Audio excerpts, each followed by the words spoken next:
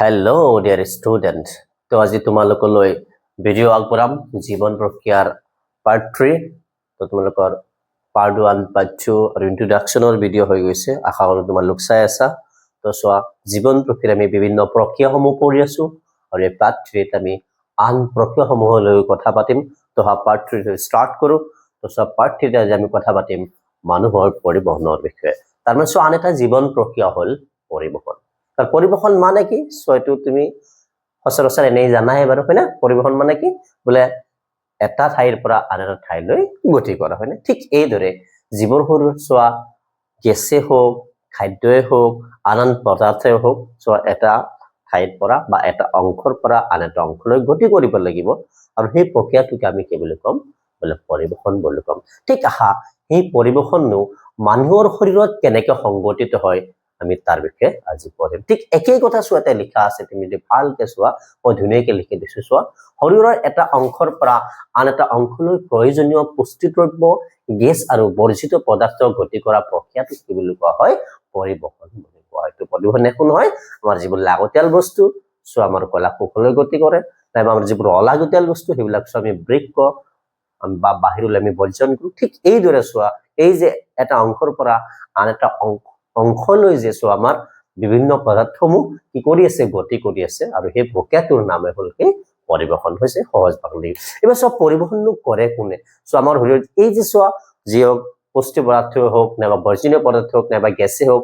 এটা অংশৰ পৰা আন এটা অংশলৈ গতি কৰি আছে এই গতিনো কাৰ সহায়ত কৰি আছে বুলে সোৱা দুটা কি তৰল সংযোগ কলা তাৰে নাম হ'ল এটা হ'ল তেজ আৰু এটা হ'ল কোন লক্ষিকা এই দুটাৰ সহায়ত কি কৰে সোৱা আমাৰ শৰীৰত সব বিভিন্ন পদাৰ্থসমূহ এটা অংশৰ পৰা আন এটা অংশলৈ পৰিবহন কৰা হয় না ঠিক এইবাৰ সোৱা আমি ঠিক এই পৰিবহনৰ পঢ়োতে আমি কাৰ কথা পঢ়িম তেজ আৰু লক্ষিকাৰ কথা পঢ়িম ঠিক আছে তো প্ৰথমতে তোমালোকক তাৰ বিষয়ে জনাম তেজৰ বিষয়ে তো তোমালোক নিশ্চয় তেজৰ কথা অলপ জানা তেজ বা ইয়াক আমি কি বুলি কওঁ ৰক্ত ইন ইংলিছ ইয়াক আমি কি বুলি কওঁ ব্লাড বুলি কওঁ হয় না সো তেজ বুলি ক'লে কিন্তু আমাৰ এটা কথা মনত আহে ৰঙা হয় না তেজ ৰঙা কিয় ৰঙা তুমি মই জানো তেজ ৰঙা বুলি ক'লে সো তাৰে কাৰণ হ'ল তাতে কি পোৱা যায় বলে হিমোগ্লোবিন পোৱা যায় কি পোৱা যায় হিমোগ্লোবিন হয় না হিমোগ্লোবিন নামৰ এবিধ ৰঙা ৰঞ্জক পদাৰ্থ কেনেকুৱা ৰঙা ৰঞ্জক পদাৰ্থ থাকে হয় না এই ৰঙা ৰঞ্জক পদাৰ্থৰ কাৰণে সোৱা আমাৰ তেজ কেনেকুৱা হয় ৰঙা হয় হয় না ঠিক মনত ৰাখিবা ওকে সেই কাৰণে আমি তেজক কি বুলি ক'ব পাৰো সোৱা বলে বৰণযুক্ত তৰল সংযোগ কলা এবাৰ মনত ৰাখিবা তৰল মানে তুমি জানাই কিন্তু পানীয়া হয় না গতি কৰিব পাৰে আৰু সংযোজক মানে কি সোৱা ই আমাৰ শৰীৰৰ এটা অংশক আন এটা অংশৰ লগত কি কৰে আছে সংযোগ কৰে আছে কাৰ্যজৰিয়তে বলে পৰিবহনৰ জৰিয়তে হয় না আৰু কলা মানে কি এবাৰ সোৱা যদি আমি তেজ বুলি কওঁ তাত কেৱল এটাই অংশ নাই এটাই কোষ এটাই কি নাই কোষ নাই তাতে সোৱা তুমি কাৰ কথা পাবা বলে তুমি সোৱা মই অলপ ইয়াত লিখি দিছো ৰাইমৰ্ডত আৰবিসি ডব্লিউবিসি অনুচক্ৰিকা হয়নে অনুচক্ৰিকা ঠিক সোৱা এনেকুৱা আমি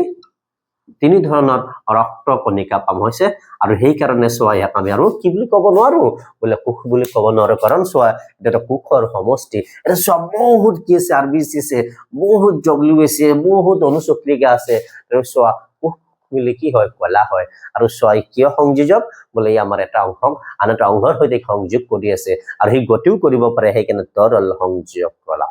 হয় না তো তুমি মনত ৰাখিবা ই এটা কি বৰণযুক্ত তৰল সংযোগ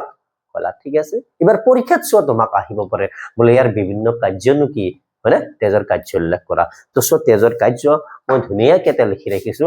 তোমাক এটা এটা মই বুজাবও ট্ৰাই কৰো বলে সেই তেজৰ কাৰ্যনো কেনেকুৱা কি কাম কৰে সো তেজৰ কাম হ'ল সোৱা প্ৰথমতে যে হাওফাৰ পৰা কলা লৈ অক্সিজেন আৰু কলাৰ পৰা কাৰ্বন ডাই অক্সাইড হাওফালৈ পৰিবহন কৰে ইমান ধুনীয়াকৈ লিখা আছে হয়নে ইমান সাপোজ সোৱা বলে হাওফাত আমি অক্সিজেন যেতিয়া উশাহ ললো আমি শ্বাস প্ৰশ্বাস কৰিলো অক্সিজেন আমাৰ ক'ত আহিল হাওফাৰ বায়ুকোপত আহিল আৰু তাতে এবাৰ কি আছে অক্সিজেন আছে আৰু এই অক্সিজেন সোৱা এবাৰ কাৰ লগত যোগ হ'ব তুমি মন কৰিবা অক্সিজেন আহি তোমাৰ মোৰ তেজত সোৱা কি আছে বলে হিমোগ্লোবিন ক'ত আৰবিসিত পোৱা যায় হিমোগ্লোবিনৰ লগত যোগ হ'ব হিমোগ্লোবিনৰ লগত যোগ হৈ কি বনিব মোক কোৱা অক্সি হিমোগ্লোবিন কি হ'ল অক্সি হিমোগ্লোবিন ইয়াৰ নাম কি অক্সি হিমোগ্লোবিন তো কি বনিলে অক্সি হিমোগ্লোবিন বনিলে আৰু অক্সি হিমোগ্লোবিন হৈ হাওফাৰ পৰা অক্সিজেন চোৱা ক'ত যাব কলা বা কোষলৈ গতি কৰিব কিন্তু লৈ গল কোনে চোৱা তেজে কিন্তু হিমোগ্লোবিন কাৰ উপাদান হয় তেজৰ উপাদান হয় না তেজৰ অংশক পদাৰ্থ হয় হৈ গল ঠিক সো এনেকে অক্সিজেন আমাৰ কি কৰে সো এদৰ আমাৰ অক্সিজেন পৰিবহন কৰে এবাৰ সো তোমাক যদি দেখাও বলে হাওফাৰ পৰা যে অক্সিজেন কলৈ গল আমাৰ কলা কোষলৈ গল ঠিক একেদৰে চোৱা কলা কোষৰ পৰা কাৰ্বন ডাই অক্সাইড কোড আকৌ ঘূৰি আহিব বলে হাওফালৈ ঘূৰি আহিব আমি তাৰ পিছতে কাৰ্বন ডাই অক্সাইড বাহিৰত ওলাই দিব পাৰিম হয় না তো এবাৰ কেনেকে বলে চোৱা ফাৰ্স্ট CO2 হয় না আৰু আহি কাৰ লগত যোগ হ'ব একেই কথা চোৱা যে ৰক্তনলিকাত আহিব হিমোগ্লোবিন পাব হিমোগ্লোবিনৰ লগত যোগ হ'ব আৰু কি বনিব HbCO2 দেখা পাইছা আৰু ইয়াৰ নাম হ'ল কাৰ্বমিনো হিমোগ্লোবিন কি কাৰ্বমিনো হিমোগ্লোবিন নিশ্চয় তুমি বুজি পাইছা আৰু দেখা পাইছা ঠিক চোৱা এবাৰ আমি কাৰ কথা কম এটোৰ কথা কম কাৰ্বমিনো হিমোগ্লোবিন হয় না তাৰ মানে এটো কেতিয়া হ'ব তেতিয়া চোৱা কৰ পৰা বলে কলা কোষৰ পৰা আমাৰ চোৱা তেজে কি আনিব গেছ কলৈ উভতাই আনিব হাওফালৈ আৰু কি উভতাই আনে কোনটো গেছ কাৰণ আমি বাহিৰত ওলাই দিব লাগিব এই গেছটো হ'ল কাৰ্বন ডাই অক্সাইড ঠিক এই দৰে চোৱা আমাৰ হাওফাৰ পৰা কলালৈ আৰু কলাৰ পৰা চোৱা হাওফালৈ গেছৰ কি কৰে পৰিবহন কৰে হৈ গল নেক্সট এবাৰ চোৱা তেজে কলাৰ পৰা বৃক্কলৈ বৰ্জিত পদাৰ্থসমূহ পৰিবহন কৰে হয় না এবাৰ সমাৰ কোষত আমাৰ কলাত বিভিন্ন ধৰণৰ চোৱা ৰাসায়নিক বিক্ৰিয়া সংঘটিত হৈ আছে হয় না আৰু তাতে চোৱা বিভিন্ন চোৱা আমাৰ অপ্ৰয়োজনীয় পদাৰ্থসমূহ বা বিষাক্ত পদাৰ্থসমূহ চোৱা কি হ'ব উৎপন্ন হ'ব আৰু সেইখিনি চোৱা আমাৰ সেকা হয় এইখিনি পৰিশ্ৰাবণ হয় বা এইখিনি ফিল্টাৰ হয় কোড হয় বলে আমাৰ বৃক্ক আমাৰ ৰেচৰংগই কৰিব পাৰে হয় না এই কাৰণে চোৱা এই অশুদ্ধসমূহ এই বৰ্জনীয় পদাৰ্থসমূহ অপ্ৰয়োজনীয় পদাৰ্থসমূহ তেজে কলৈ কঢ়িয়াই লৈ যায় কলৈ পৰিবহন কৰে বলে আমাৰ বৃক্কলৈ পৰিবহন কৰে ঠিক আছে ঠিক এই দৰে চোৱা একেদৰে ক্ষুদ্ৰান্তৰ পৰা কলালৈ পুষ্টিকৰ পদাৰ্থ পৰিবহন কৰে হয় না এবে চোৱা আমাৰ ক্ষুদ্ৰান্তত খাদ্য যে সম্পূৰ্ণ পাচন হল আৰু তাৰ পৰা যে শোষণ হল এই খাদ্যখিনি চোৱা যে আমাৰ কলা কোষে পাব কেনেকে পাব চোৱা কেনেকে পাব বলে কোনে লৈ যাব চোৱা তেজে চোৱা সেই ক্ষুদ্ৰান্তৰ পৰা এই আমাৰ খাদ্য পদাৰ্থখিনি চোৱা কলৈ লৈ যায় কলা কোষলৈ কঢ়িয়াই লৈ যায় হৈছে ঠিক একেদৰে চোৱা আমাৰ শৰীৰত হৰমন উৎপন্ন তোমালোক নাম শুনিছা চাগে ইনসুলিন গ্লুকাগন হয় না থাইৰয়েড হৰমন না তো নিশ্চয় শুনিছা চোৱা এই হৰমনবোৰ চোৱা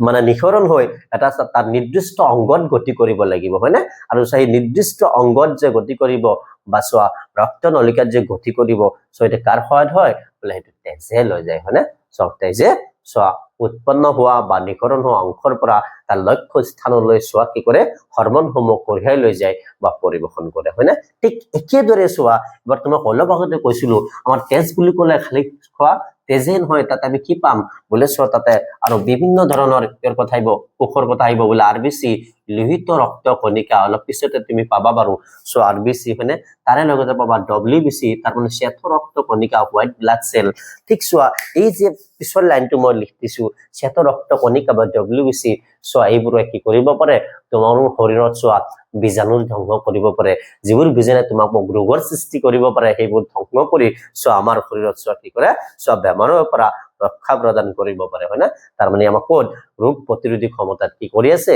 সহায় কৰি আছে আলটিমেটলি তেজ হয় না তেজৰ এটা অংশই কৰি আছে আৰু এই অংশটো হ'ল ডব্লিউবিসি বা চোৱা কি লিখিছো শ্বেত ৰক্ত কণিকা ঠিক আছে একেদৰে চোৱা ঠিক আৰু এটা নাম তোমাক কৈছিলো বলে কাৰ অনুচক্ৰিকা কাৰ নাম কৈছিলো অনুচক্ৰিকা ঠিক সো সেই অনুচক্ৰিকাৰ নাম মই কি কৈছিলো বলে অনুচক্ৰিকা সমূহ তেজৰ আন এটা উপাদান ঠিক চোৱা এই সময় চোৱা যেতিয়া কি কৰিব তোমাৰ কবাত কাটবে এইখিনি তুমি নিশ্চয় লিখি লৈছা হয়নে ওকে এবাৰ আহা সো যেতিয়াই তোমাৰ কবাত কাটিছে বলে হাত ভৰি বা শৰীৰৰ যিকোনো অংগ যদি কাটিছে সাপোজ কাটিছে মানে তোমাৰ কি হৈছে তোমাৰ ৰক্তনলিকাও কাটি গৈছে হয়নে বলে তোমাৰ ৰক্তনলিকাও এতে কাটি গৈছে আৰু কাটাৰ লগে লগে সত পাৰে কি হৈ থাকিব অনবৰতে তোমাৰ তেজ খৰণ হৈ থাকিব হয়নে নাই বা তেজ খৰণ থাকিলে সো কি কৰিব লগে লগে অনুচক্ৰিকা সক্ৰিয় হৈ এই কাটা অংশলৈ অনুচক্ৰিকা গতি কৰিব আৰু অনুচক্ৰিকা যেতিয়া সেই কাটা অংশত গতি কৰিব তেতিয়া সোৱা কেনেকৈ হ'ব বলে এইখিনিত কাটিছিল তুমি ইয়াত কেনেকৈ দেখা পাবা বলে গোটে অনুচক্ৰিকা সমূহ আহি সোৱা ইয়াতে কি কৰিব এনেকুৱা জালৰ উৎপন্ন কৰিব আৰু যেতিয়া এনেকে জালৰ উৎপন্ন হ'ব তেতিয়া সোৱা ভিতৰৰ পৰা আৰু তেজৰ কণিকাসমূহ বাহিৰলৈ ওলাই আহিব নোৱাৰে তাৰ মানে সোৱা যত আঘাত হ'ব হয়নে যত আমি আঘাতপ্ৰাপ্ত ইনজুৰি হয় এতে সোৱা হে আঘাতপ্ৰাপ্ত অংশত অনুচক্ৰিকাসমূহ গতি কৰি সোৱা গুট মাৰি জালৰ সৃষ্টি কৰি সোৱা তেজ ক্ষৰণত কি কৰে বাধা প্ৰদান কৰে তাৰে লাইনটো লিখিছো তেজৰ অনুচক্ৰিকাবোৰে তেজ গোট মাৰাত সহায় কৰে আৰু তেজ ক্ষৰণত বাধা প্ৰদান কৰে ঠিক আছে তুমি মনত ৰাখিবা একেদৰে চোৱা আন এটা কাৰ্য মই তেজত তোমালোকে লিখিছো চোৱা তেজে শৰীৰৰ কলা আৰু অংগত পানীৰ ভাৰসাম্যতা ৰক্ষা কৰে এবাৰ চোৱা তেজে পানী ধৰি ৰাখিব পৰাও তাৰ ক্ষমতা আছে তেজে কি কৰিব পাৰে পানী ধৰি ৰাখিব পাৰে কিয় বলে তেজৰ প্লাজমাত এবিধ প্ৰটিন আছে চোৱা সেই প্ৰটিন বিধৰ নাম হ'ল এলবুমিন কি নাম আছে এলবুমিন সো এই এলবুমিন প্ৰটিন বিধৰ কাম হ'ল পানী ধৰি ৰাখা তেজত কি ৰাখা পানী ধৰি ৰাখা আৰু এলবুমিন প্ৰটিনৰ কাৰণে চোৱা কি কৰে তেজে কি কৰিব পাৰে চোৱা শৰীৰৰ কলা আৰু অংগত পানীৰ ভাৰসাম্যতা কি কৰিব পাৰে চোৱা ৰক্ষা কৰিব পাৰে তো আশা কৰো তোমালোকে তো মনত ৰাখিবা ঠিক এখিনি আমাৰ তেজৰ বিষয় আছিল তেজৰ বিভিন্ন কাৰ্য আছিল একেদৰে চোৱা এবাৰ তোমাক মই কি দেখাম বলে চোৱা তেজৰ বিভিন্ন উপাদানসমূহ তো হাইবাৰ তেজৰ বিভিন্ন উপাদানসমূহলৈ লৈ যাও আৰু চোৱা তেজৰ বিভিন্ন উপাদান বিশেষকৈ চোৱা তেজৰ কি আছে দুটা উপাদান আছে না দুটা উপাদান তুমি দেখাই পাইছা চোৱা এটা হল প্লাজমা আৰু এটা হল ৰক্ত কণিকা হয় না এবাৰ চোৱা প্লাজমা এই তেজৰ চোৱা তেজত প্লাজমা কিমান অংশ আছে বলে 55% ৰক্ত কণিকা কিমান 45% না আৰু তুমি মন কৰিবা সেই প্লাজমাৰ উপাদানত চোৱা তুমি 92% শতকৰা হয় না যিমান প্লাজমা তোমাৰ মোৰ তেজত আছে তাৰে চোৱা 90 পৰা 92% তুমি কি পাবা পানীয়ে পাবা এইখিনি গুটেই পানী কিন্তু কৈছে পানী প্লাজমাত থকা তেজৰ প্লাজমাত থকা পানীৰ অংশ আৰু নেক্সট তেজৰ চোৱা প্লাজমাত তুমি চোৱা প্ৰটিন পাবা প্ৰটিনৰ অংশ হ'ল চোৱা কিমান 6 to 8% তুমি তাতে কি পাবা পানী পাবা হয় তেজৰ প্লাজমা আৰু বাকি যিমান থাকিব অন্যান্য মানে তাতে চোৱা কি পুষ্টি দ্ৰব্য বৰ্জনীয় দ্ৰব্য হয় না ভিটামিন চৰ্বি যিমান যি আছে 6 চোৱা সেই অন্যান্য উপাদানসমূহ চোৱা বাকি অংশ বোলে 1 to 2% চোৱা কি পোৱা যায় অন্যান্য পদাৰ্থ পোৱা যায় ঠিক এইখিনি হল চোৱা তোমাৰ তেজৰ প্লাজমাৰ উপাদান এখিনি তুমি লিখি লব পাৰা তেজৰ প্লাজমাত থকা পানী প্ৰটিন আৰু অন্যান্য দ্ৰব্যৰ কিন্তু পৰিমাণেতে দেখাইছো ঠিক আছে ওকে ঠিক একেদৰে তোমাক কার কথা কম বলে এবার তোমাক কম আরবিসির কথা লোহিত রক্ত কণিকা হয় না আরবিসি ঠিক সো আরবিসি মানে আমি ইংরেজিত কও রেড ব্লাড সেল হয় না কি হল রেড ব্লাড সেল কিয় রেড ব্লাড সেল এর নাম কিয় বলে তুমি নিশ্চয় জানা ইয়াক আমি কিয় লোহিত রক্ত কণিকা বলি কও কারণ ইয়াতে কি পোৱা যায় হিমোগ্লোবিন আৰবিসিত কি থাকে হিমোগ্লোবিন নামৰ ৰঞ্জক পদাৰ্থ থাকে ৰঙা ৰঞ্জক পদাৰ্থ যাৰ কাৰণে আৰবিসি ৰং ৰঙা বা সেই কাৰণে আমাৰ তেজৰ ৰং কি হয় ৰঙা হয় ঠিক আছে এটা মনত ৰাখিবা আৰু এই হিমোগ্লোবিন চোৱা যদি আমি কও পুৰুষ হৈছে পুৰুষৰ ক্ষেত্ৰত চোৱা per 100 ml তেজত চোৱা কিমান থাকে বলে চোৱা আমি কব পাৰো চোৱা 14 to 16 100 ml তেজত প্ৰতি 100 ml তেজত মানে কিমান থাকে 51 গ্ৰাম থাকে ওকে হৈ গল মনত ৰাখিবা ঠিক একেদৰে চোৱা যদি চোৱা মহিলা হলে তাৰে অলপ কম চোৱা বলে কিমান 12 to 14 সাধাৰণ মানে গ্ৰাম প্ৰতি এটু কিমান প্ৰতি 100 ml তেজত প্ৰতি 100 ml তেজত না ml মানে মিলিলিটাৰ তেজত ঠিক আছে তো মনত ৰাখিবা তো আমি কব পাৰো মানুহৰ শৰীৰত চোৱা আমি যদি হিমোগ্লোবিনৰ পৰিমাণ কও কিমান বলে 12 to 16 গ্ৰাম কিমান 12 to 16 গ্ৰাম প্ৰতি 100 ml তেজত থাকিব লাগে অটো সাধাৰণ অৱস্থা হয় না ঠিক একদৰে মনত ৰাখি কৈছে তো এবাৰ এইটো হল ৰেড ব্লাড সেল আৰু মন কৰিবা ৰেড ব্লাড সেল এত তুমি গমে পোৱা হিমোগ্লোবিন থাকাৰ বাবে ৰেড ব্লাড সেলে কি কৰে অক্সিজেন আৰু কাৰ্বন ডাই অক্সাইড পৰিবহন কৰে বিশেষকৈ চোৱা আমাৰ শৰীৰত যিমান কি হয় বলে মনত ৰাখিবা আমাৰ শৰীৰত যিমান আমি অক্সিজেন চাহ প্ৰক্ৰিয়াত লৈ আছো তাৰে চোৱা প্ৰায় 97% চোৱা অক্সিজেন হয় না 97% তাৰ মানে প্ৰায় গোটেই খিনি হয় না 97% অক্সিজেন কি হিচাপে চোৱা এটো তোমাক অলপ কথা দেখালো অক্সিজেন কাৰ লগত যোগ হয় হিমোগ্লোবিনৰ লগত যোগ হয় অক্সি হিমোগ্লোবিন হয় কি কৰে সব পৰিবহন কৰে তাৰ মানে চোৱা অক্সিজেন পৰিবহন কৰাৰ আমাৰ মূল যেটো ই হয় অংশ বা মূল যেটো একচুয়ালি কি হয় কারক এটো কোন হিমোগ্লোবিন আৰু ক'ত পোৱা যায় আৰবিচিত পোৱা যায় সেইকাৰণে চোৱা তোমাৰ মোৰ আৰবিচিত কি নাথাকে নিউক্লিয়াছ নাথাকে তো মনত ৰাখিবা তোমাৰ আৰবিচিটো কেনেকুৱা কোষ কেন্দ্ৰবিহীন তাৰ মানে কি নাথাকে তোমাৰ আৰবিচিত কোষ কেন্দ্ৰ নাথাকে বা কিয় নাথাকে তোমাক মই ক'লো কাৰণ কোষ কেন্দ্ৰ নথকাৰ কাৰণ হ'ল আৰবিসি বহুত বেছিকে কি কৰে বোলে অক্সিজেন পৰিবহন কৰে আৰু অক্সিজেন পৰিবহনৰ কাৰণে আৰবিসিৰ ভিতৰত কাৰ কাৰণে থাকি যাব লাগিব বোলে হিমোগ্লোবিন বেছিকে থাকিলে সেই বেছিকে কি কৰিব পাৰিব অক্সিজেন পৰিবহন কৰিব পাৰিব আৰু আমাৰ শৰীৰত অক্সিজেন প্ৰয়োজন মানে পৰিবহন হতো অতিকে প্ৰয়োজন কাৰণ ইয়েছুৱা কি কৰে বোলে খাদ্যবস্তু ভাঙি আমাৰ যাৱতীয় কাৰ্যসমূহৰ কাৰণে প্ৰয়োজনীয় শক্তি কি কৰে উৎপন্ন কৰিব পাৰে সেইকাৰণে চোৱা এই হিমোগ্লোবিনৰ কাৰণে জাগা এৰি দিয়ে আৰবিসি হয় না নাইবা লোহিত ৰক্ত কণিকাই নাইবা ৰেড ব্লাড সেলে এছুৱা তাতে কোষ কেন্দ্ৰ নাথাকে আৰু যাৰ বাবে বহু বেছি পৰিমাণে কি কৰিব পাৰে অক্সিজেনৰ পৰিবহন কৰিব পাৰে তো তুমি মনত ৰাখিবা এই নামটো হ'ল কি বোলে অক্সি হিমোগ্লোবিন হয় না তুমি মনত ৰাখিবা ইয়াৰ আগৰ টেষ্টত তোমাক লিখাই দিছিলো ওকে ঠিক একেদৰে চোৱা এবাৰ তোমাক মই কম ডব্লিউবিসিৰ কথা হয় না ডব্লিউবিসি মানে হ'ল হোৱাইট ব্লাড সেল বা শ্বেত ৰক্ত কণিকা হোৱাইট ব্লাড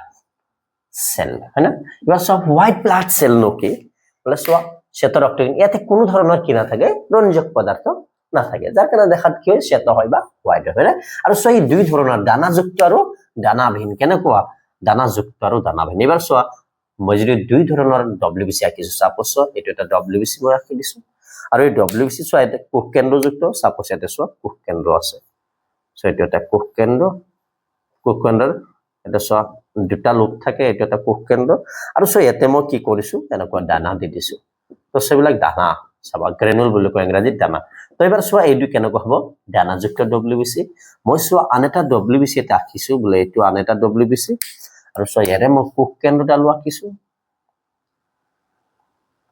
চোৱা এটা কোষ কেন্দ্ৰ কিন্তু চোৱা মই এটা কি দিয়া নাই কোন ধৰণৰ দানা দিয়া নাই তাৰমানে চোৱা এটা কোন ধৰণৰ এনেকুৱা গ্ৰেনুলছ পাউডাৰ দিয়া নাই তুমি বুজি পালা এনেকুৱা ধৰণৰ ডব্লিউবিসি এটা কি হ'ব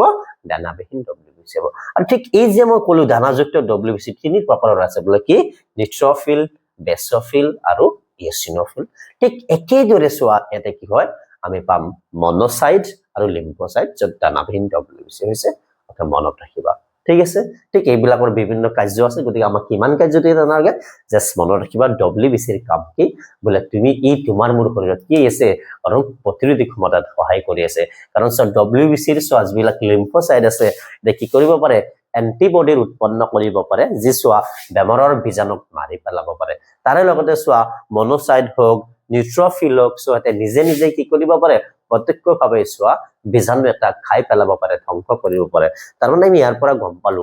ডব্লিউবিসি সমূহ সোৱা আমাৰ শৰীৰত ৰোগ সৃষ্টিকাৰী বীজাণুসমূহ কি কৰিব পাৰে মাৰি পেলাব পাৰে হয় না ঠিক মনত ৰাখিবা ওকে এই হল ডব্লিউবিসি নেক্সট এবাৰ অনুচক্ৰিকা তোমাক কলিয়ে সোৱা অনুচক্ৰিকা সমূহ সোৱাৰ কাম কি বলে সোৱা যেতে কবাত আমাৰ কাটে আঘাতপ্ৰাপ্ত হয় যাৰ পৰা তেজ খৰণ হ'বলৈ সোৱা সেই অংশত অনুচক্ৰিকা সমূহ কি কৰে একেলগে গতি তাতে সোৱা কি কৰে গুড বান্ধে জালৰ সৃষ্টি কৰে আৰু জালৰ সোৱা তেজৰ ৰক্ত কণিকা সমূহ কি কৰিব নোৱাৰে বাহিৰত ওলাই আহিব নোৱাৰে যাক আমি কওঁ ৰক্তক্ষৰণত বাধা প্ৰদান কৰে এই হল সোৱা তেজৰ উপাদান তুমি ভালকে পঢ়িবা আগলৈ তোমাক সহায় কৰিব আগলৈ মানে খালি ক্লাছ 10 নহয় বহু আগলৈ সোৱা তোমাক কি কৰিব সহায় কৰিব ঠিক আছে তুমি মনত ৰাখিবা নেক্সট এবাৰ তোমাক ইলৈ গৈছো বলে সোৱা এবাৰ পৰিবহন যে হৈ আছে আমাৰ শৰীৰত পৰিবহন কিন্তু সোৱা কেৱল তেজেই কৰা নাই তাত লগত আৰু বিভিন্ন অংগ জড়িত হৈ আছে আৰু এই গোটেই অংগক একেলগে সোৱা আমি কি বুলি কওঁ মানুহৰ ৰক্ত সঞ্চালন তন্ত্ৰ হয় না ইন ইংলিছ এটো কয় হিউম্যান সাৰ্কুলেটৰি সিস্টেম বা সেই সাৰ্কুলেটৰি সিস্টেমটো কাৰ দ্বাৰা সিস্টেম বা তন্ত্ৰ হলে তোমাক জানা এটাতকে বেছি অংগ থাকে হয় না আৰু তাতে কি কি আছে বলে ৰক্ত নলিকা হৃদপিণ্ড আৰু কোন সোৱা আৰু এটা হল ৰক্ত বা তেজ ইয়াৰ কথাটো তোমাক পঢ়ালৈয়ে হয় না এবাৰ আমি এটা থেকে পঢ়িম ৰক্ত নলিকা আৰু হৃদপিণ্ড এবাৰ সোৱা ৰক্ত নলিকা ইংৰাজীত কয় ব্লাড ভেসেল আৰু সোৱা এই ব্লাড ভেসেল কেই ধৰণৰ আছে বা ৰক্ত নলিকা তিনি ধৰণৰ আছে বোলা ধমনী হীৰা আৰু ৰক্ত জালিকা সো তোমালোক মনত ৰাখিবা কিন্তু দেই অলপ পিছতো তোমাক কাৰ্য দেখাম ধমনীৰ কাম হল ধমনীক ইংৰাজী কয় আৰ্টাৰী সো ইয়াৰ কাম হল ই অক্সিজেন যুক্ত তেজ কৰে কেনেকুৱা ধমনীয়ে অক্সিজেন যুক্ত তেজ কঢ়িয়ায় আৰু হীৰা চোৱা হীৰাৰ কাম হ'ল ই অক্সিজেন বিহীন তেজ কৰে কেনেকুৱা অক্সিজেন বিহীন তেজ কৰে হয়নে আৰু চোৱা ৰক্ত জালিকা এই যে ধমনীয়ে যে কি আনিলে অক্সিজেনযুক্ত তেজ আনিলে চোৱা এই ৰক্ত জালিকাই লৈ কলা কোষত দিব আৰু কলা কোষৰ পৰা সেই অক্সিজেন বিহীন তেজ কিনি আনি কাক দিব হীৰাক দিব তাৰ মানে চোৱা ৰক্ত জালিকা মানে এই দুটাৰ সংযোগ তো তোমাক এবাৰ যদি মই দেখাই দিছো সাপোজ ধৰি লোৱা এইটো হ'ল অক্সিজেনযুক্ত তেজ কঢ়িওৱা নলিকা তাৰ মানে এইটো কি হ'ব ধমনী অক্সিজেনযুক্ত তেজ কঢ়িয়া হৈছে অক্সিজেনযুক্ত তেজ কঢ়িয়া হয় না তুমি মনত ৰাখিবা কিন্তু এইটো অক্সিজেন দি দিছো হয় না নেক্সট চোৱা মই আন এটা ছবি এফালে আঁকিছো নলিকা এইটো নলিকা ছয়টো নলিকাক মই হীৰা বুলি কৈছো আৰু চোৱা এইটো হীৰা আৰু হীৰাই কি কৰে বোলে চোৱা অক্সিজেন বিহীন কেনেকুৱা অক্সিজেন বিহীন তেজ কঢ়িয়াই হৈছে এবাৰ তুমি বুজি পাবা হয় না ঠিক এইদৰে একেদৰে চোৱা এবাৰ কি হ'ব চোৱা ইয়াৰ পৰা কিছুমান সৰু সৰু আৰু নলিকা ওলাই আহিব হৈছে ওলাই চোৱা ঠিক এনেকে সংযোগ হ'ব কাৰ লগত তুমি ধুনীয়াকে চাই থাকা কিমান ধুনীয়া হয় না ঠিক একেদৰে চোৱা ইয়াৰ পৰা কিছুমান সৰু সৰু নলিকা ওলাই আহিব আৰু চোৱা এই একেদৰে চোৱা এই সংযোগ কৰিব হয়নে দেখাই পাইছা এনেকে সংযোগ কৰিব হৈছে তো এবাৰ চোৱা এই মাজৰ যেটো চোৱা ধমনী আৰু হীৰাৰ সংযোগ ইয়াকে আমি কি বুলি কওঁ ৰক্ত জালিকা একে আমি কি বুলি কম ৰক্ত জালিকা নিশ্চয় তুমি বুজি পাইছা হয় না আৰু সেই ৰক্ত জালিকা চোৱা এতে কি আছে বলে কলা কোষ আছে ইয়াতে কি আছে কলা কোষ আছে হয় না এবাৰ তুমি মন কৰিবা সেই ৰক্ত জালিকাৰ পৰা চোৱা এইটো অক্সিজেনযুক্ত তেজ আনি আছে চোৱা এই এবাৰ এই ৰক্ত জালিকাই কি কৰিব এই অক্সিজেনযুক্ত তেজখিনি ক'ত দিব চোৱা কোষত দিব আৰু কোষে চোৱাখিনি কি কৰিব ব্যৱহাৰ কৰিব মানে খাদ্য ভাঙিব তাতে চোৱা কাৰ্বন ডাই অক্সাইড উৎপন্ন হ'ব আৰু এই কাৰ্বন ডাই অক্সাইড এবাৰ চোৱা ক'ত ঘূৰাই দিব চোৱা অংকত ঘূৰাই দিব আৰু চোৱা এই ৰক্ত জালিকাৰ সৈতে হীৰাত আহিব আৰু এবাৰ এই হাওফালৈ গুচি যাব হৃদপিণ্ডৰ জৰিয়তে হয় না ঠিক একেদৰে তুমি ভালকে লক্ষ্য কৰা তুমি বুজি পাবা ঠিক আছে তাৰমানে চোৱা ধমনী আৰু হীৰাত য'ত সংযোগ হৈ আছে হয় না সেই সংযোগ স্থানৰ চোৱা জালটোক আমি কি বুলি কওঁ ৰক্ত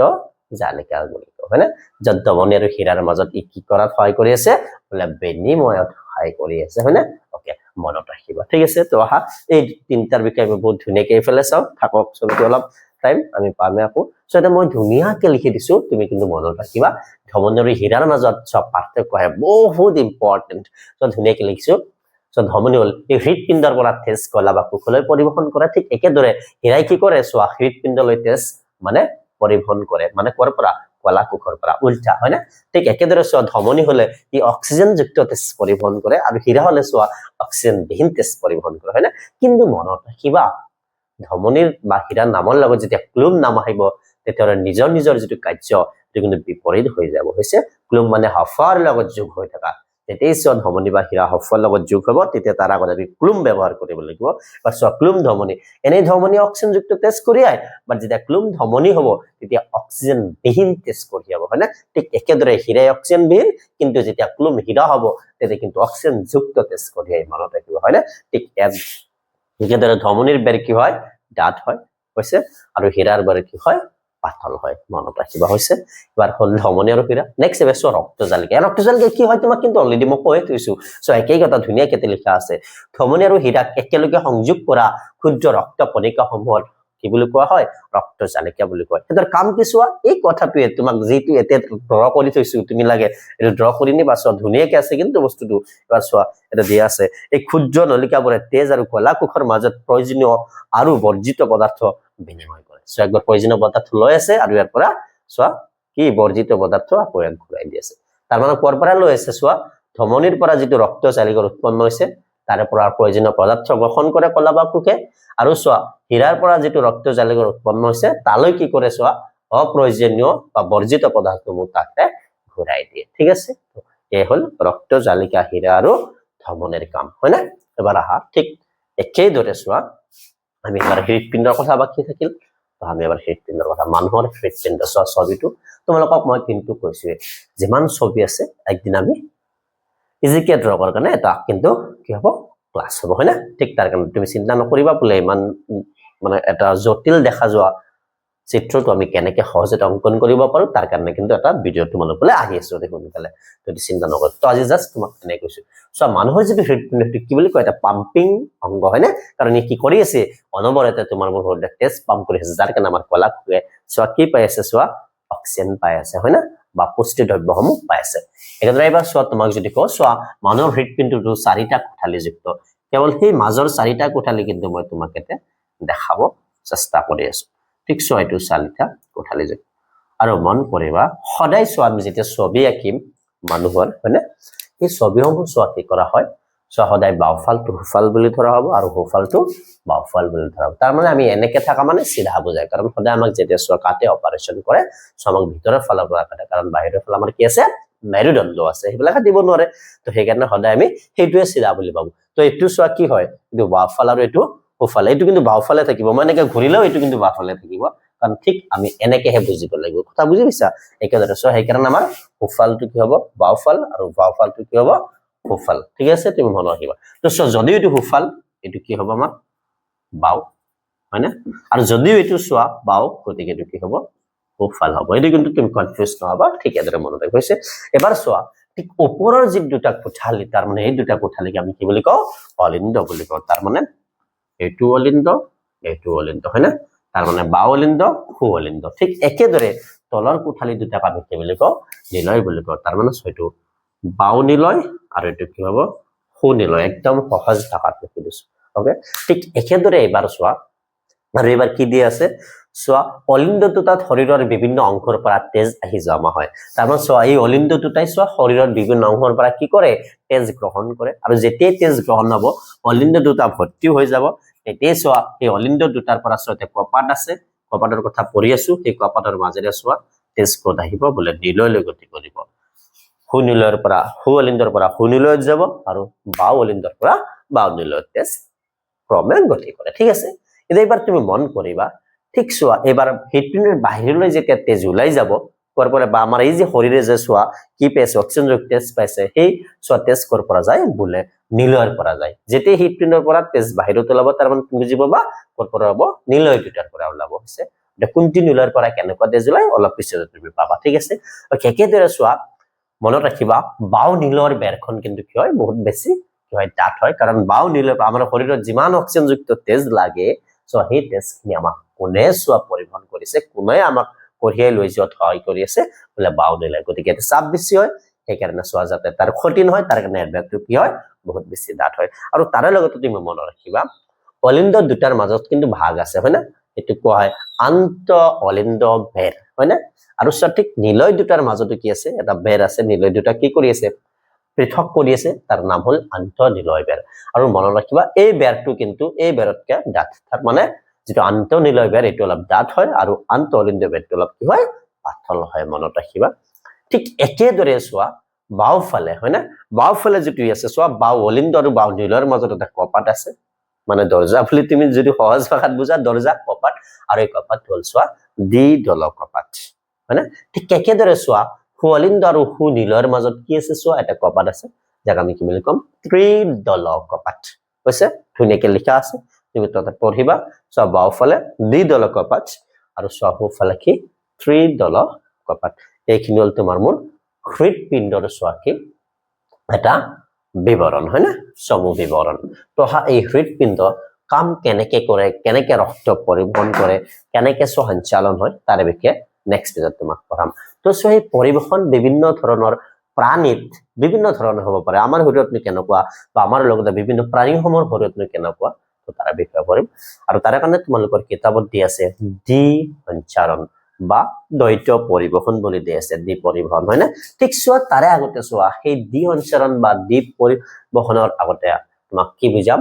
একক পৰিসঞ্চাৰণ দ্বি কেতিয়া আহিব একৰ পিছত হয় গতিকে একক পৰিসঞ্চাৰণৰ কথা কওঁ এবাৰ একক পৰিসঞ্চাৰণ মানে সোৱা সো এই যে তেজ যে পৰিবহন হৈছে এই তেজ পৰিবহনৰ এটা চক্ৰ তেজ পৰিবহনৰ এটা তাৰ মানে তেজ কলাকোষত যোৱাৰ পৰা কলাকোষৰ পৰা সকলৈ ঘূৰি আহা বলে হৃদপিণ্ডলৈ ঘূৰি আহা এই গোটেই এটা চক্ৰ সম্পূৰ্ণ হবলৈ যদি তেজ হৃদপিণ্ডৰ মাজেৰে এবাৰ পৰিবহন হয় এবাৰ গতি কৰে তেতিয়া তাক আমি কম একক পৰিসঞ্চাৰণ মনত ৰাখিবা ওকে আৰু চোৱা সেই একক পৰিসঞ্চাৰণটো ক'ত সম্ভৱ কোনবোৰ প্ৰাণীয়ে কৰিব পাৰে যিবোৰ প্ৰাণীৰ চোৱা হৃদপিণ্ডৰ কোঠালি কেইটা দুটা কোঠালি যেনেকৈ চোৱা মাছৰ হৃদপিণ্ডৰ কোঠালি কেইটা দুটা থাকে তাৰ এটা অলিন্দ আৰু এটা নিলয় এবাৰ চোৱা মাছৰ হৃদপিণ্ডটো যদি তুমি ভাবা বোলে কেনেকুৱা চোৱা প্ৰথমটো চোৱা অলিন্দ আৰু চোৱা পিছৰটো নিলয় শেষৰটো হৈছে এবাৰ চোৱা নিলয়ৰ পৰা তেজ মাছৰ কি কৰে গতি কৰে কিন্তু মনত ৰাখিবা এই কলা কোষত কিন্তু যাব নোৱাৰে নিলয়ৰ পৰা কিন্তু আমাৰ ক্ষেত্ৰত নিলয়ৰ পৰা কলা কোষত যায় নিলয়ৰ পৰা কলা কোষত যাব নোৱাৰে ক'ত যাব মাছৰ ক্ষেত্ৰত চোৱা জলক্লুমত যাব ক'ত যাব জলক্লুম আৰু জলক্লুম মানে তুমি বুজি পাইছা জলক্লুম মানে হল ইয়াতে চোৱা কি কৰে অক্সিজেন গ্ৰহণ কৰে নে চাহ অংগ আৰু এটা চোৱা অক্সিজেন আছে তেজ ইয়াৰ লগত অক্সিজেনৰ লগত যোগ হ'ব যোগ হৈছে এবাৰ অক্সিজেন যুক্ত হৈ ক'ত যাব কলা বা কোষত যাব চোৱা ইয়াতে কলা কোষত তেজখিনি ব্যৱহাৰ অক্সিজেন ব্যৱহাৰ হ'ব আৰু তাৰ পৰা চোৱা এবাৰ কাৰ্বন ডাই অক্সাইড বা অক্সিজেন বিহীন তেজ ক'ত ঘূৰি আহিব আকৌ বোলে চোৱা অলিন্দত ঘূৰি আহিব কথা বুজি পাইছা না তুমি তাৰ মানে চোৱা ঠিক এইখিনিয়ে তেজ কিন্তু জলক্লুমৰ পৰা বা চাহ অংগৰ পৰা অক্সিজেন যুক্ত তেজ ক'ত গতি কৰে কলা কোষত গতি কৰে হৃদপিণ্ডৰ পৰা কিন্তু গতি কৰিব নোৱাৰে গতিকে এই ক্ষেত্ৰটো অলপ বেলেগ হয় হয়নে তো মনত ৰাখিবা ঠিক এইদৰে হৈছে এইটো হ'ল মাছৰ কি হল বোলে পৰিসঞ্চাৰণ বা তেজ পৰিবহনৰ চক্ৰ ঠিক একেদৰে চোৱা এবাৰ আমি পঢ়িম দ্বি পৰিসঞ্চাৰণ কিন্তু দ্বিৰ আগত চোৱা আৰু এটা নাম পাবা অসম্পূৰ্ণ এবাৰ চোৱা অসম্পূৰ্ণ কি এবাৰ তাৰ আগতে চোৱা তোমাক কৈছো দ্বি পৰিসঞ্চাৰণ কি আমি বুজো তাৰপিছত আমি অসম্পূৰ্ণ বুজিম দ্বি পৰিসঞ্চাৰণ মানে একেই কথা এই যে তেজ পৰিবহনৰ এটা চক্ৰ সম্পূৰ্ণ হবলৈ চোৱা হৃদপিণ্ডৰ মাজেৰে যদি তেজ কেইবাৰ দুবাৰ পৰিবহন হয় দুবাৰ গতি কৰে তেতিয়া তাক আমি কম দ্বি পৰিসঞ্চাৰণ আৰু অসম্পূৰ্ণ কিয় তোমাক মই ইয়াতে বুজাইছো ঠিক চোৱা এইটো চাপজ ধৰা হৃদপিণ্ড আৰু য'ত চোৱা অসম্পূৰ্ণ দ্বি পৰিসঞ্চাৰণ হয় সেই প্ৰাণীসমূহৰ চোৱা হৃদপিণ্ডৰ কোঠালি কেইটা থাকে তিনিটা থাকে তাৰে চোৱা দুটা অলিন্দ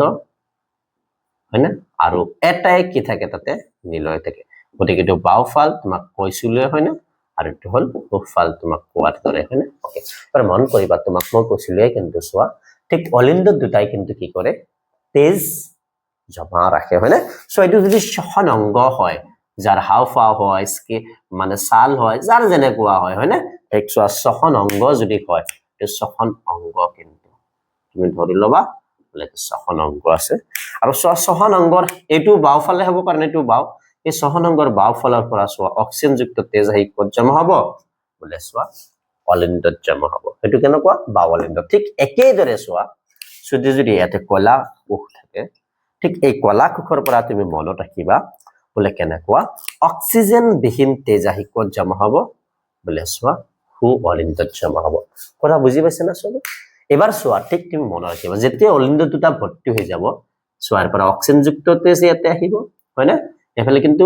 এইটো অক্সিজেন যুক্ত তুমি ধুনীয়াকে বুজাৰ কাৰণে মই এনেকৈ লিখিছো আৰু এইটো অক্সিজেন বিহীন অক্সিজেন বিহীন আৰু ঠিক চোৱা ইয়াৰ পৰা এই অক্সিজেন বিহীন তেজ ইয়াতে আহিব হল এবাৰ চোৱা তুমি দেখা ইয়াতে তেজ মিশ্ৰণ হৈছে ক'ত বোলে চোৱা এটা সাধাৰণ নিলয়ত এটা নিলয়ত অক্সিজেন যুক্ত তেজ আৰু অক্সিজেন বিহীন তেজ মিশ্ৰণ হয় আৰু যাৰ কাৰণে চোৱা আমি কি বুলি কওঁ অসম্পূৰ্ণ দ্বি পৰিসঞ্চাৰণ বুলি কয় এবাৰ দ্বি পৰিসঞ্চাৰণ কেনেকুৱা তুমি ভালকে শুনি চোৱা ঠিক চোৱা এবাৰ এই যে নিলয়ৰ পৰা চোৱা কি কৰিব তেজ কিন্তু চোৱা নিলয়ৰ পৰা তেজ ওলাই অক্সিজেন যুক্ত তেজখিনি ক'ত যাব বোলে কলাত যাব আৰু যিখিনি চোৱা অক্সিজেন বিহীন তেজ এই অক্সিজেন বিহীন তেজখিনি চোৱা ক'ত গতি কৰিব বোলে সহন অংগৰ সু অংশত গতি কৰিব হৈছে ওকে এবাৰ তুমি চাবা এবাৰ চোৱা এই যে চোৱা তেজ চোৱা কি কৰিলে এটা মানে এটা পৰিবহন হল এটা একবাৰ চোৱা গতি কৰিলে হৃদপিণ্ডৰ মাজেৰে যে আহিল হয়নে আহি ইয়াৰ পৰা এনেকে গতি কৰিলে একবাৰ নেক্সট আৰু একবাৰ চোৱা হৃদপিণ্ডৰ মাজেৰে এনেকে আহিল হয়নে এটু গতি কৰিলে তাৰ মানে কেইবাৰ গতি হৈছে দুইবাৰ হৃদপিণ্ডৰ মাজেৰে গতি কৰিছে সেইকাৰণে দ্বি পৰিসঞ্চাৰণ আৰু অসম্পূৰ্ণ কিয় চোৱা অক্সিজেন যুক্ত তেজ আৰু অক্সিজেন বিহীন তেজ একেলগে ক'ত জমা হৈছে বোলে এটা সাধাৰণ নিলয়ত জমা হৈছে সেইকাৰণে আমি কি বুলি কওঁ অসম্পূৰ্ণ দ্বি পৰিসঞ্চাৰণ বুলি কওঁ তুমি ছবিটো ধুনীয়াকে চাই লোৱা ইমান ধুনীয়াকে আঁকি ৰাখিছো হয় না আৰু চোৱা এইটো ক'ত সম্ভৱ হয় বোলে যিবোৰ প্ৰাণীৰ হৃদপিণ্ডৰ কোঠালি কেইটা বোলে তিনিটা আৰু সেই তিনিটা হৃদপিণ্ডৰ কোঠালি হলে চোৱা তাতে দুটা কোঠালি হল অলিন্দ অলিন্দ আৰু বাওলিন্দ আৰু এটা কি থাকে নিলয় হয় না ঠিক চোৱা এইবোৰ কোনবোৰ জীৱত পোৱা যায় বোলে চোৱা উভচৰ প্ৰাণী যেনে ভেকুলী এটা উদাহৰণ দিছো সৰীসৃপ প্ৰাণী যেনে চোৱা জাঠি হয় না ঠিক একেদৰে চোৱা ঘৰিয়ালো কিন্তু সৰীসৃপ প্ৰাণী হয় গতিকে মনত ৰাখিবা তাৰে কোঠালি হি অলপ উন্নত মানৰ তাৰে হৃদপিণ্ডৰ কোঠালি কিন্তু এটা 4টা সো তাৰ মানে সৰীসৃপ অগ্ৰ সৰীসৃপ কেৱল কাৰ বাদে ঘৰিয়ালৰ বাদে এটো মনত ৰাখিবা ঠিক আছে ওকে এবাৰ আমি পঢ়িম বলে চোৱা দ্বি পৰিসঞ্চাৰণ কি হয় বা আমাৰ শৰীৰত যেটো পৰিসঞ্চাৰণ হয় এটো হল দ্বৈত পৰিবহন বা দ্বি পৰিসঞ্চাৰণ বা দ্বি পৰিবহন মানে তো হায়াৰ কথা পাতিম এবাৰ চোৱা অসম্পূৰ্ণ আছিল মানে কি আছিল বলে চোৱা মিশ্ৰিত তেজ অক্সিজেনযুক্ত তেজ আৰু অক্সিজেনবিহীন তেজ এটা কোঠালিতে হয় একেনে চোৱা কি আছিল আমি অসম্পূৰ্ণ এবাৰ সম্পূৰ্ণ মানে চোৱা অক্সিজেনযুক্ত তেজ আৰু অক্সিজেনবিহীন তেজ পৃথক পৃথক নীলত আহি জমা হ'ব বাকি চোৱা কথা একেই ঠিক আছে এবাৰ চোৱা সেই হৃদপিণ্ডৰ মাজেৰে চোৱা তেজ কেইবাৰ গতি কৰিব লাগিব এটা চক্ৰ সম্পূৰ্ণ কৰিবলৈ দুবাৰ গতি কৰিব লাগিব সেইকাৰণে দ্বি পৰিসঞ্চাৰণ আৰু এতে চোৱা কি হয় বলে চোৱা পৃথক পৃথক ভাৱে চোৱা অক্সিজেনযুক্ত তেজ আৰু অক্সিজেনবিহীন তেজ দুটা পৃথক নীলত পৃথক হৈ থাকে সেই আমি সম্পূৰ্ণ দ্বি পৰিসঞ্চাৰণ বুলি কোৱা হৈছে আৰু এই বিটো ক'ত পোৱা যায় বলে যাৰ হৃদপিণ্ডৰ কোঠালি কেইটা 4টা দুটা অলিন্দ আৰু দুটা নীল আৰু ক'ত চোৱা ঘৰিয়ালৰো কিন্তু হৃদপিণ্ডৰ কোঠালি 4টা গতিকে ঘৰিয়ালত কেনেকুৱা ধৰণৰ চোৱা আমি পৰিবহন দেখা পাওঁ সম্পূৰ্ণ দ্বি পৰিসঞ্চাৰণ পৰিবহন হয়নে একেদৰে চোৱা চৰাই আৰু চোৱা স্তন্যপায়ী প্ৰাণী হয়নে প্ৰকাৰ বলে তাত আমি মানুহ আছো গতিকে আমাৰ শৰীৰটো সম্পূৰ্ণ দ্বি পৰিসঞ্চাৰণ বা সম্পূৰ্ণ দ্বি পৰিবহন কিন্তু কি হয় সংগঠিত হয় সো এই কথাটো ছবি আকাৰে তোমাক দেখাম তাৰে চোৱা যেটো নেক্সট হল চোৱা এটো হয়নে ধুনীয়াকৈ লিখা আছে চোৱা মানুহৰ শৰীৰত কি হয় দ্বি পৰিসঞ্চাৰণ সংগঠিত হয় আৰু চোৱা সেই দ্বি পৰিসঞ্চাৰণ কিয় হয় বলে হৃদপিণ্ডৰ মাজেৰে তেজ কেইবাৰ দুবাৰ পৰিবহন হয় তাৰে এটা চক্ৰ সম্পূৰ্ণ হ'বলৈ হয়নে আৰু সঠিক কিয় মানুহৰ শৰীৰত হ'ব পাৰে এটো কাৰণ মানুহৰ হৃদপিণ্ডৰ কোঠালি 4টা তাৰে দুটা অলিন্দ আৰু দুটা কি হয় নীলহে আৰু এই গোটেই প্ৰক্ৰিয়াটো এতে চোৱা তোমাৰ কিতাপতো ছবিটো আছে একেই ছবি দাঙি ধৰিছো সো সেই তাতে লিখা আছে আৰু সেই কথাটো তোমাক কম এবাৰ তুমি চাবি লোৱা ওপৰত হাওফাও মানে চোৱা হাওফাওটো চোৱা মই সিম্পল আঁকিছো তুমি পৰীক্ষাত এনেকৈ আঁকিব পাৰা কোনো কথা নাই চোৱা ফাও চোৱা একদম সৰু হৈ গল অলপ ডাঙৰ কৰি দিছো চোৱা এটো হাওফাও কৈছে ধৰি লোৱা হয় না এবাৰ চোৱা এটো হাওফাও কৈছোৱে এফালে হুটো আমাৰ বাও হয় না এটো ধৰি লোৱা বাওফাল আৰু এটো ধৰি লোৱা হাওফাও হু হাওফাও হয় না ওকে হৈ গল ঠিক একেদৰে চোৱা মই হৃদপিণ্ড আঁকিছো গতিকে হৃদপিণ্ড এতিয়া এটো নাকুৱে কৈছো না এটা বেলেগ আমি ভিডিঅত ছবি আঁকিম তো তাৰ লৈ চোৱা হৃদপিণ্ড জাস্ট মই কোঠালি 4টা হে এটা আঁকি দিছো হৈছে তো চোৱা এফালে বাও এটো বাও হয় না বলিবে সৰি এটো হু চোৱা বাও অলিন্দ এটো চোৱা হু অলিন্দ হয় না ঠিক একেদৰে চোৱা এটো বাও নীলয় একেদৰে চোৱা এটো হু নীলয় তুমি মনত ৰাখিবা ওকে এবাৰ তুমি মন কৰিবা ঠিক চোৱা তলত কি দি আছে বলে তলত দি আছে কলা বাকু ঠিক আছে ওকে এইবাৰ চাবা মই ৰঙা দি অক্সিজেনযুক্ত তেজ বুজাম আৰু চোৱা কলাই দি মই অক্সিজেনবিহীন তেজ বুজাম ঠিক আছে এবাৰ মন কৰিবা এই যেটো চোৱা দ্বৈত পৰিবহন বা দ্বি পৰিবহন বা দ্বি সঞ্চাৰণ এতে কি হয় চোৱা এটা ধুনীয়াকৈ লিখা আছে তুমি চাবা হাও ফৰ বাও ফলৰ পৰা ক'ত পৰা হাও ফৰ বাও ফলৰ পৰা চোৱা অক্সিজেনযুক্ত তেজ কেনেকুৱা তেজ অক্সিজেনযুক্ত তেজ ক'ত আহি জমা হয় হৃদপিণ্ডৰ বাও অলিন্দত আহি জমা হয় আৰু জনে আনে চোৱা তাৰ নাম হল ইয়াৰ নাম হল ক্লুম হীৰা তোমালোকক কৈছিলে তোমাৰ যদি মনত আছে না যে 23 ৰক্ত নলিকাসমূহ আমাৰ কোৱাৰ লগত যোগ হ'ব আমাৰ হাওফাৰ লগত যোগ হ'ব তেতিয়া তাৰ লগত আমি ক্লুম নাম লগাব তেতিয়া ক্লুম হীৰা আৰু ই কেনেকুৱা তেজ জানি আছে বলে তুমি যদি মনত ৰাখা এটো হল অক্সিজেনযুক্ত তেজ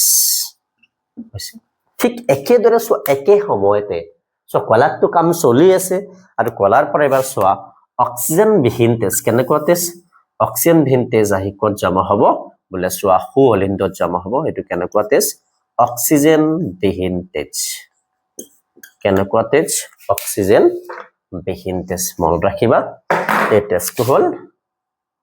অক্সিজেনবিহীন তেজ হৈছে বাৰ তুমি ধুনীয়াকৈ চাই লোৱা মই সব কথাই দিছো অক্সিজেনযুক্ত তেজ অক্সিজেনবিহীন তেজ আৰু সেটো কোনে আনিব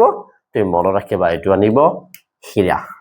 কৈছে নহয় ইহঁতৰ কাম বেলেগ বেলেগ হীৰা আৰু ক্লুম হীৰাৰ সম্পূৰ্ণ বিপৰীত হৈছে একেদৰে চোৱা এটো এটা কিন্তু হৈ গল হয় না চোৱা বলে কৰ হাওফাওৰ বাওঁ অংশৰ পৰা বা বাওঁফালৰ পৰা ক্লোম হীৰাৰ জৰিয়তে অক্সিজেনযুক্ত তেজ হৃদপিণ্ডত বা অলিণ্ডত আহি জমা হয় ঠিক একে সময়তে কলা বা কোষৰ পৰা অক্সিজেনবিহীন তেজ হীৰাৰ জৰিয়তে চোৱা সুঅলিণ্ডত আহি জমা হয় হৈছে ঠিক চোৱা এবাৰ তাৰ পিছৰ বা দ্বিতীয়তে কি হয় বলে চোৱা যেতিয়াই চোৱা এবাৰ অলিণ্ড দুটা যেতিয়াই চোৱা ভৰ্তি হৈ যাব হয় না তেতিয়া চোৱা তেজ ক'ত আহি যাব লগে লগে নিজে নিজে ক'ত আহিব বলে নীললৈ আহি যাব হয় না এবাৰ কপাত আছে ইহঁতৰ হয় না তুমি মন কৰিবা আৰু নীল এতিয়া কি কৰিব পাম্প কৰিব হয় না পাম্প কৰিব হৃদপিণ্ডটো সংকোচন হ'ব হয় না আৰু যেতিয়া সংকোচন হ'ব তাৰে পৰা চোৱা অক্সিজেনযুক্ত তেজ ক'ত গতি কৰিব বলে ক'ত যাব কলাত যাব হয় না কেনেকুৱা তেজ মনত ৰাখিবা এই তেজটো হ'ল অক্সিজেনযুক্ত তেজ কেনেকুৱা অক্সিজেনযুক্ত তেজ কিন্তু হয় না আৰু এটো কোনে লৈ যাব এবাৰ তুমি নিশ্চয় জানা তোমাক পঢ়ালো অলপ আগতে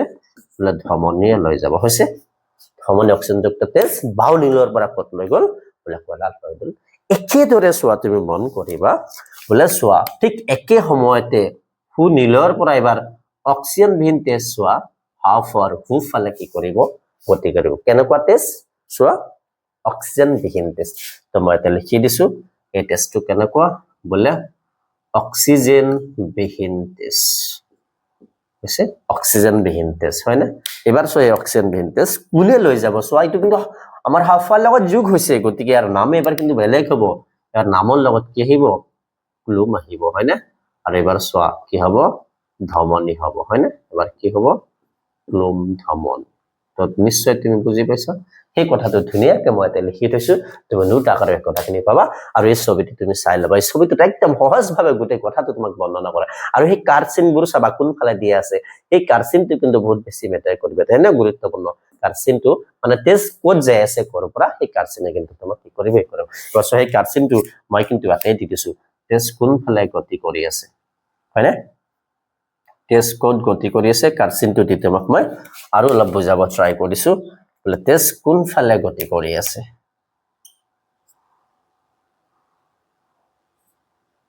হৈছে এবাৰ তুমি নিশ্চয় বুজি পাইছা হৈছে তো এই ছবিটো তুমি আঁকা টান হৈ যাব তো পৰীক্ষাত তুমি এইটো ছবি আঁকিলো নাম্বাৰ যিমান থাকিব তুমি সিমানে পাবা তো এইটো ছবি তুমি আঁকিব পাৰা হয় না কাৰণ এইটোতো ইমান টান হৈ যাব বা ইমান তুমি মানে ই কৰিব নোৱাৰা হয় না কালাৰফুল বা ইমান শৰ্ট শেডিং টেবল পসিবল নহয় গতিকে এনেকৈ আঁকিব হৈছে সবাই বুজি পাইছে ওকে ভেৰি গুড তো হা আমি এবাৰ নেক্সট পেজটো লৈ যাও আমি পাৰ্টটো আজি হেক কৰিম হৈছে একবাৰ স্ক্ৰিনশ্বট কৰি লোৱা ডান ওকে মই মুছি দিছো কিন্তু তো এবাৰ নেক্সট আহা আনাটা পাৰ্ট হেকৰ এইটো বাকি আছে আমাৰ তো সোয়াইতে লক্ষিকা আৰু লক্ষিকা তন্ত্ৰৰ কথা পাতিম এবাৰ লক্ষিকা কি সো তেজ যেনেকে বলনযুক্ত তৰল সংযোজক কলা আছিল ইউ তৰল সংযোজক কলা ইউ গতি কৰাত পৰিবহনত আমাক সহায় কৰে কিন্তু কেনেকুৱা বৰণহীন ইয়াতে কোনো ধৰণৰ কি নাথাকে ৰঞ্জক পদাৰ্থ নাথাকে ৰংযুক্ত পদাৰ্থ নাথাকে যাৰ কাৰণে সোয়াই বৰণহীন হৈছে আৰু ঠিক সোয়া এই লক্ষিকা ক'ত পোৱা যায় বলে লক্ষিকা নলিত পোৱা যায় আৰু ঠিক একেই লক্ষিকা যেতিয়া সোয়া ক'ত পোৱা যাব কলাত পোৱা যায় তেতিয়া লক্ষিকা কিন্তু লক্ষিকা বুলি কোৱা নহব তেতিয়া কলা ৰস বুলি কোৱা মন ৰাখিবা কিন্তু লক্ষিকা সোয়া আমি লক্ষিকা তেতিয়াই ক'ব পাৰিম যেতিয়া তাক আমি ক'ত পাম লক্ষিকা নলিকাত পাম হয় না আৰু যেতিয়া সোয়া এই লক্ষিকা খিনি ক'ত আহিব ওলাই আহিব বলে কলাত ওলাই আহিব তেতিয়া সোয়া কলা অংশত লক্ষিকা কি বুলি কোৱা হয় কলা ৰস বুলি কোৱা হৈছে এই যে তোমাক ক'লো লক্ষিকা তন্ত্ৰ বা লক্ষিকা তন্ত্ৰনো কি সোয়া লক্ষিকা তন্ত্ৰটো তাৰ দ্বাৰা লক্ষিকা নলী লক্ষিকা অংগ আৰু লক্ষিকা গ্ৰন্থিৰ দ্বাৰা কি হয় গঠিত তো মনত ৰাখিবা লক্ষিকা গ্ৰন্থি বা তন্ত্ৰটো কি পৰীক্ষাত কিন্তু খুজিব বা তাতে কি থাকে কি অংগৰ দ্বাৰাই গঠিত হৈছে এবাৰ পৰীক্ষাত কিন্তু আহিব পাৰে লক্ষিকাৰ কাৰ্য উল্লেখ কৰা ইম্পৰ্টেন্ট আহে হয় না এবাৰ এমসিকিউ আছে হয় না বা কেতিয়াবা 2 মাৰ্কৰ কোৱেশ্চনটো সুধে আৰু সুধিছিলে 2 মাৰ্কৰ কোৱেশ্চন আগৰ কোৱেশ্চনবোৰ যদি তুমি চোৱা তাৰ কাৰ্য কি লিখিবা বলে লক্ষিকায় শৰীৰৰ ৰোগ প্ৰতিৰোধ ক্ষমতাত সহায় কৰে মানে চোৱা লক্ষিকাত কি থাকে শ্বেত ৰক্ত কণিকা থাকে WBC থাকে ইয়াৰ এটা উপাদান হয়নে যাৰ কাৰণে সৈ কি কৰিব পাৰে তোমাৰ ৰোগ প্ৰতিৰোধ ক্ষমতাত সহায় কৰে কেনেকৈ বলে বীজাণু ধ্বংস কৰি আমাৰ বেমাৰৰ পৰা আমাক বাধা দিব পাৰে যাক আমি ৰোগ প্ৰতিৰোধ ক্ষমতাত সহায় কৰা বুলি কৈ আছো হয়নে ঠিক একেদৰে চোৱা লক্ষিকাৰ কাম কি ই চোৱা ৰক্ত নলিকা আৰু কলা কোষৰ মাজত প্ৰয়োজনীয় পদাৰ্থ আৰু বৰ্জিত পদাৰ্থসমূহ বিনিময় কৰাত সহায় কৰে এইবাৰ অলপ আগতে যে চোৱা আমি যে যেমন যে আঁকি দিলো চোৱা এনেকে ৰক্ত জালিকাসমূহ তুমি যদি চোৱা ভালকে বলে চোৱা এনেকে ৰক্ত জালিকাসমূহ তোমাক আঁকি দিছিলো ঠিক সেই ৰক্ত জালিকাসমূহ যদি তোমাক বুজাব যাও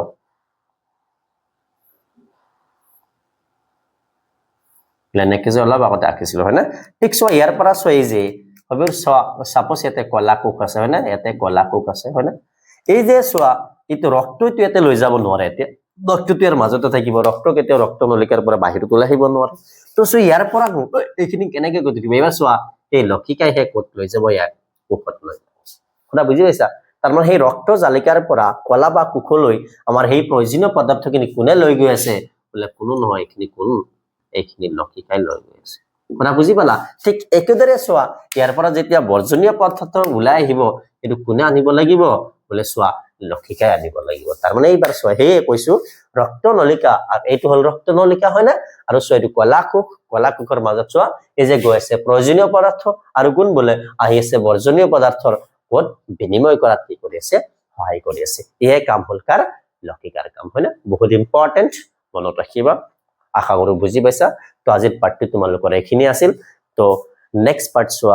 আৰু এটা পাৰ্ট থাকিব এইটো চেপ্টাৰৰ তো আমি উদ্ভিদৰ পৰিবহনৰ লগতে ৰেচন পৰিম প্ৰাণী আৰু উদ্ভিদ দুটাৰে আমি কি কৰিম চেপ্টাৰটো শেষ হৈ যাব তো তোমালোক চাই থাকিবা আৰু তাৰে পিছত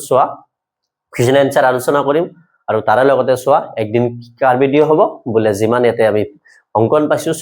ছবিখিনি এটা কি হ'ব আমি খুব সহজভাৱে কেনেকৈ ড্ৰ কৰিব পাৰো তাৰ ওপৰত এটা তোমালোকে ভিডিও ক্লাছ পাবা ঠিক আছে তো আজি এখিনিতে সামৰিছো তোমালোক চাই থাকিবা কিবা অসুবিধা পালে তে আমাক কমেন্টত জনাবা নিশ্চয় তোমাৰ অসুবিধাখিনি কি কৰা হ'ব সলভ কৰা হ'ব হয় না সমাধান কৰি দিয়া হ'ব ধন্যবাদ